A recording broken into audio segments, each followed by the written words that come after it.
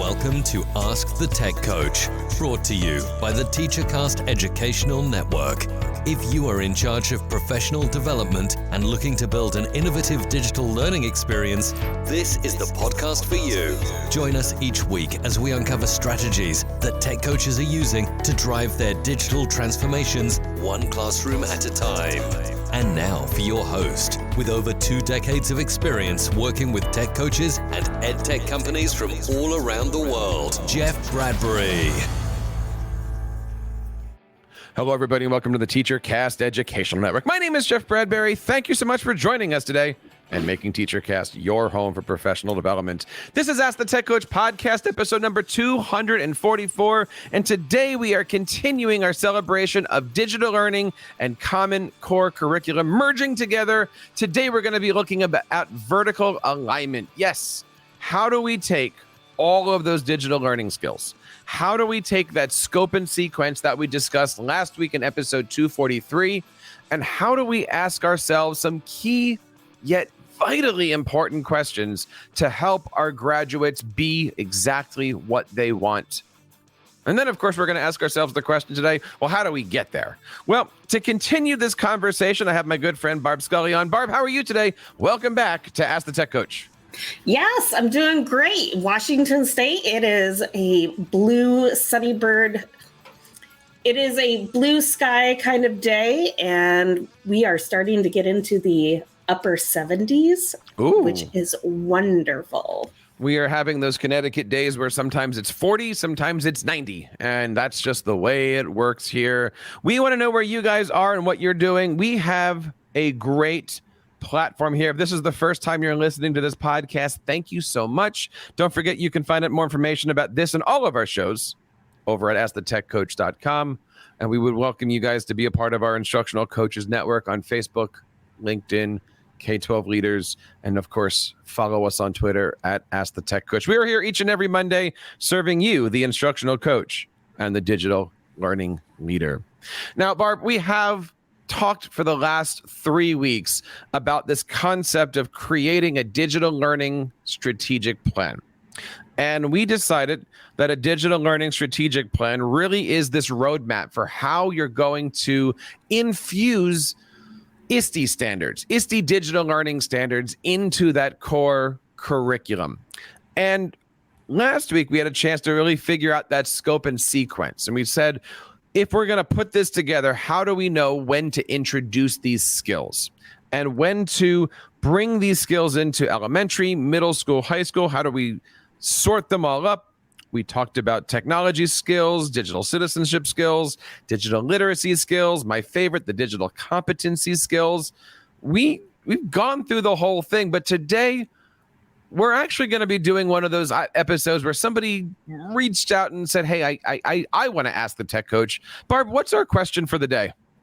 Yeah, so it is, how do you create a K12 digital learning curriculum that is standards aligned and based on your digital learning strategic plan? This is a good question. This is a great topic. And I think, Barb, in order to figure this out, we need to figure out a couple things, right? Standards aligned. Clearly, we're looking at the ISTE standards. Well, which ISTE standards, right? We've got the coaching standards. We've got the leadership standards. We've got the student standards. And of course, we've got the teacher standards. So when we're putting together a digital learning curriculum, which standards should we be looking at? Oh, such a good question. Well, I think we have to go back to,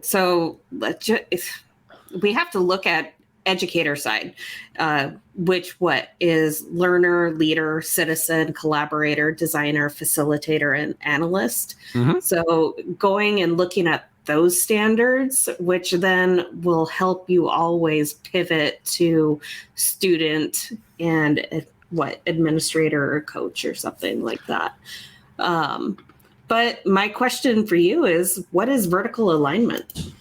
That vertical alignment really is trying to figure out not just the when, not just the what, but the why. All right. And I was thinking about this as we were preparing for this. Many of you know that once upon a time I was a music educator. Spent 15 years teaching orchestra, strings, on all of that stuff. I even did marching band for a year. Yes, me, marching band for a year. And if you look at vertical alignment, we know that at the end of high school, we wanted our students to be able to play in a musical and be the musical pit, right? Like, it's always awesome when you go to a musical pit and you see students playing, not professionals. Or you go to the football game and you see the marching band and they're, 50 to 150 kids all having a great time. So how did you get those kids there, right? How did you get yourself into a situation where the kids are under the stage in a pit having a good time, or, my favorite, standing out on a Friday in the rain with a feather on their hat? Well, you had to plan that out. You had to say, in order for you to be where you are and have these skills, in middle school, the kids needed to be doing this. And in elementary school, the kids needed to be doing this. And we know that by looking at elementary, middle school, and high school, follow me here for a second, everybody. We know that an elementary band teacher, elementary orchestra teacher, I believe they have only one job. And their one job is to get as many kids as possible signed up for the orchestra, signed up for the band, right? Like, their only job is to put their music man hat on, be that Professor Harold Hill, if you will. They want to get as many people playing flutes and clarinets and trumpets and trombones and drums, right? If they can bring as many kids as possible to middle school, they've done their job. Now, what are they doing in elementary school? They are teaching notes. They're teaching fingerings. They're teaching rhythm. They're teaching posture. They're teaching instrument setup, all of these rudiments. In middle school, the middle school teacher only has one job.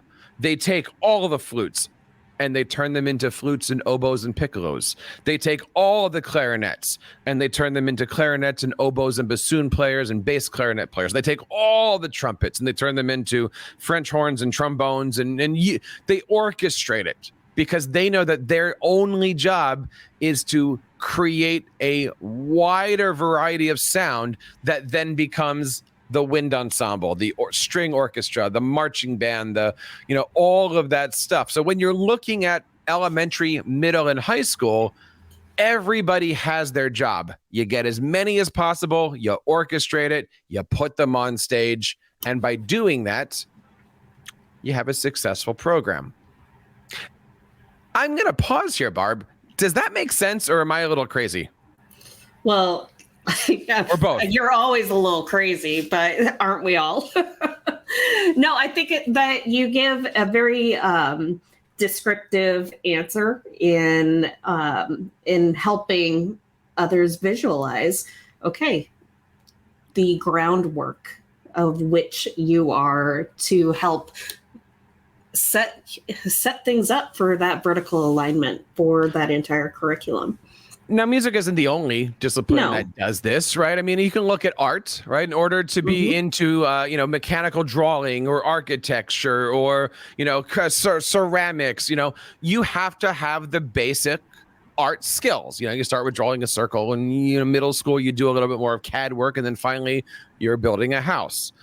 Science, same idea, right? In order to get into biology and chemistry, you kind of have to know how to mix some things and how to know your periodic tables. I mean, any of these topics are vertically aligned. So when it comes to your digital learning curriculum, what does that mean, right? How do we look at this both from a coach's lens, from an administrative lens, a teacher's lens, and then also the student lens? Otherwise known as all of your ISTE standards, right? So how do we need to go back and talk about what those ISTE standards are? I think so. And we're going to certainly make sure that we link to all of these things. When we look at those ISTE standards, they really are aligned, right? Like every student, teacher, they're all part of these 7 pillars that ISTE has come up with, right? You're a creator, you're an analyzer, you're a producer, you're a listener. They're all kind of in there somewhere. But when I work with principals when I start to sit down with building leaders, whether it be in my current position or as an instructional coach, I always ask one question to them. And they're always kind of taken aback by this question, but the question is very simple. And you've heard me say this on this show at least 244 times, right? But the question is, when you walk into the room, what do you want to see? Right? What kind of instruction do you want to see? How do you want the teacher interacting with the students, with their environments? Because if we can figure out the answer to that question, we can also then ask the question, well, by the time a student gets to 12th grade, what do you want them to become? And Barb, there's a number of things that you might want a student to become. What are some of the things that, if you're looking at your students, what might you want them to become as they're going through their high school career? Well, we talking about CTE, or are we asking, like, what do we want them? So do we want them to know how to present and or do audio and video creations, graphic design? Of course, we want them all to be writers. Are they all musicians? No, but exactly, right. And so, yes, when your students are going through and they're getting their graduations already, like, clearly they've got all their majors in mind. But in order to successfully get into those majors or be successful as people, they need to know a variety of skills. You need to be able to speak to somebody. You need to know how to present yourself. You need to know how to take media or some kind of content and produce something. You need to be able to write. Now, you're doing those skills, right? As a district, you're teaching those skills through science, math, English, social studies, right? Like, now the subjects become the through to get to the skill. Right? Now, we're used to, on this show, talking about it the other way. The technology is how do we get through to the curriculum. But at some point in middle school, you have to reorchestrate yourself. You have to look at that and go, we're not teaching video so they can learn science. We're teaching science, math, and social studies so that way when they come out of there, they're able to pass an interview, an audition, a networking advance. They need to be able to do all, like, so in other words, middle school is where they're orchestrating everything. Does that make sense? Sure. So my question now is what is it that how do we decide what skills students need to learn to be able to do those skills?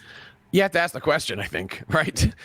This goes back to our conversations about the digital learning plan. Like, you can't do this by yourself, right? The coach cannot sit and go, I think, right? You have to get all your stakeholders in the middle, right? You have to ask your group of people, and that could be community, that could be a committee, that could be your board, like anything like that.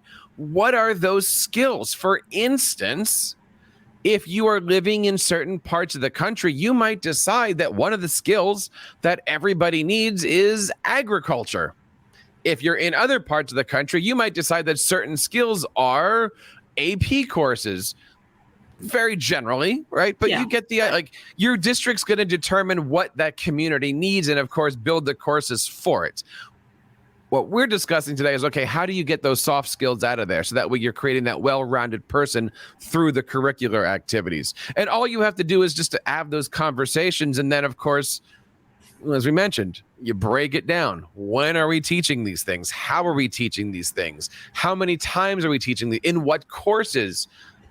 And then the hard part, like, who's going to do this, right, Barb? I mean, is it the library's job to teach typing, or are we doing some kind of typing reinforcement in the classroom while we're doing a writing assignment?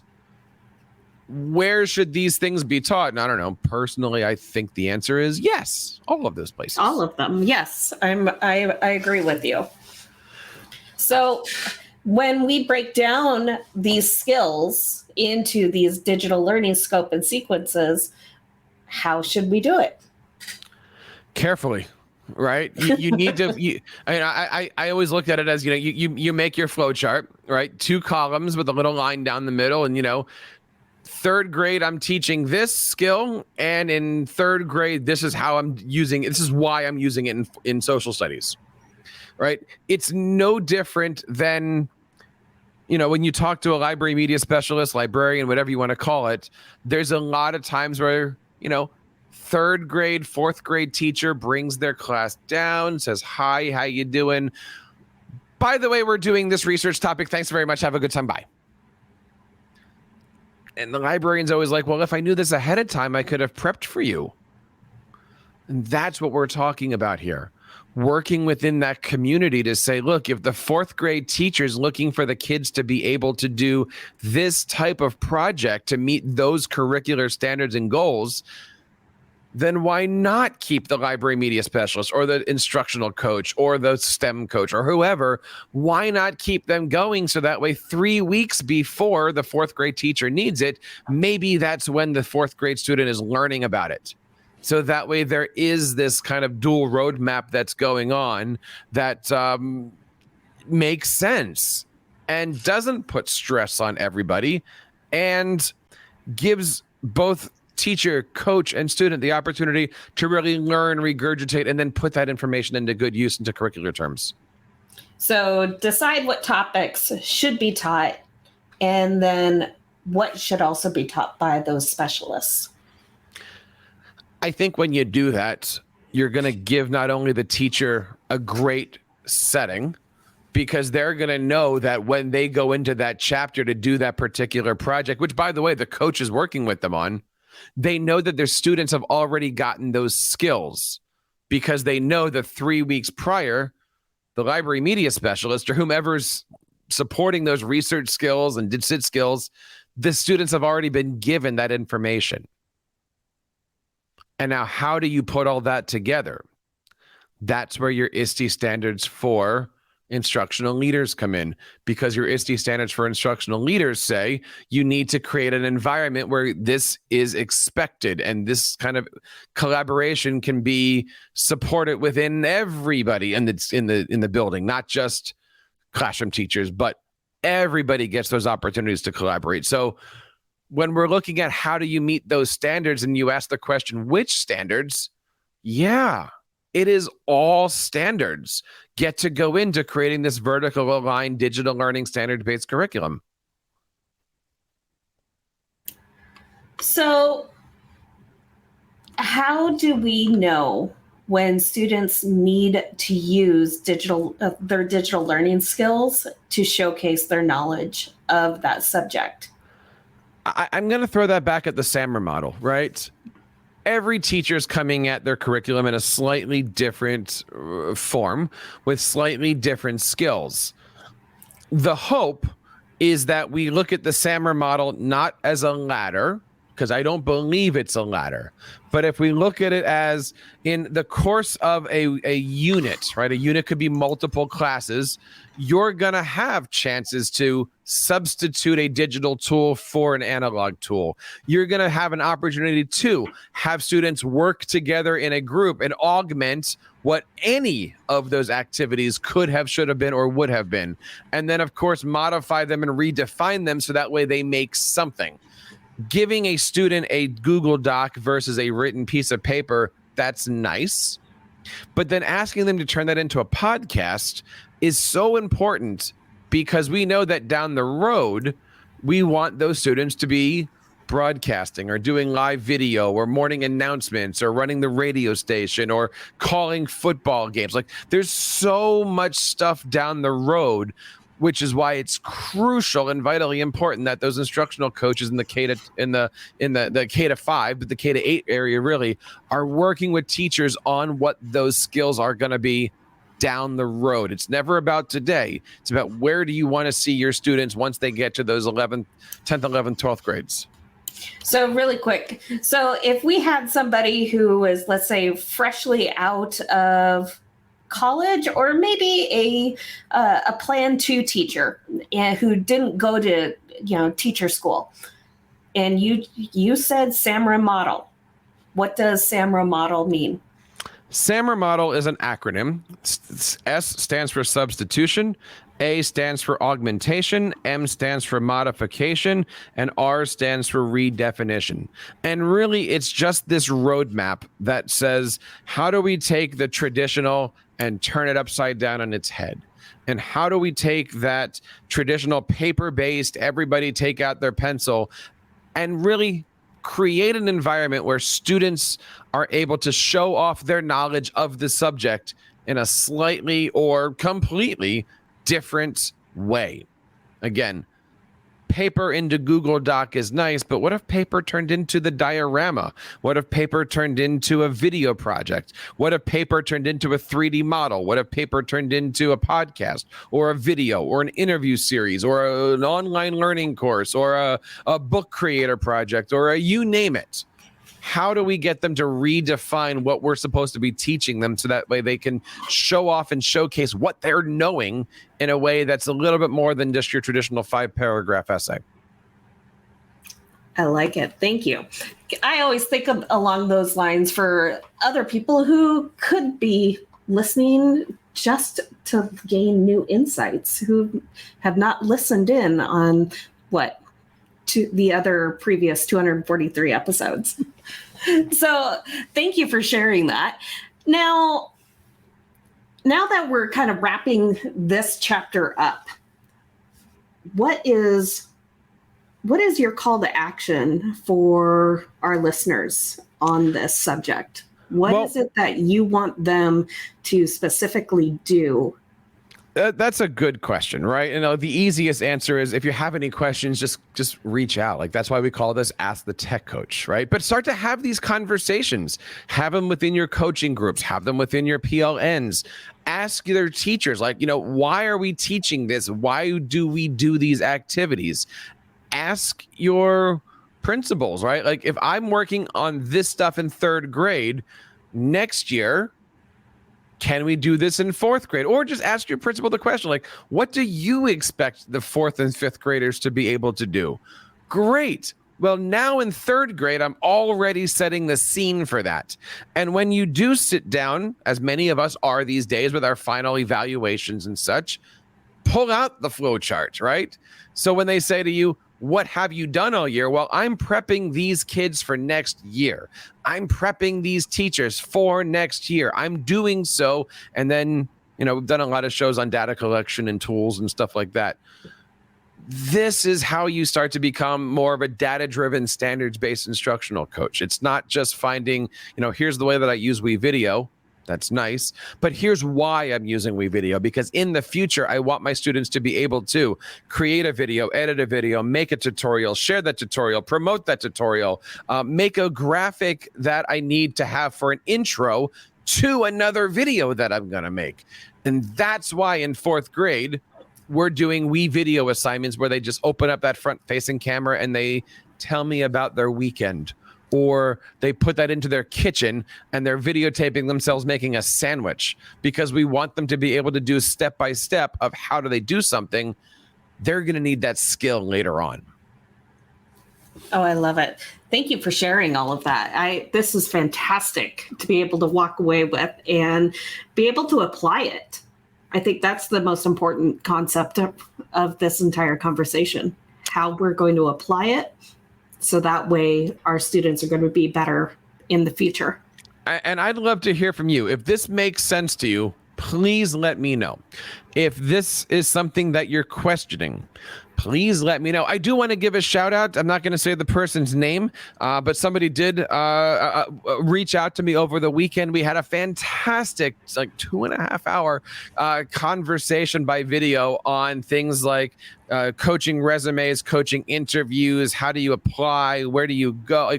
We just completely helped this one particular person out. And if you're sitting there struggling, going, how do I do something, or what, I'm failing, I'm succeeding, I need help. That's why we're here. That's why this is Ask the Tech Coach, and I am serious. Reach out to me, email me, find me on Twitter. I would love to sit down and help you guys out. We've been doing this for the last almost 12 years, and I'm looking forward to the next year coming up.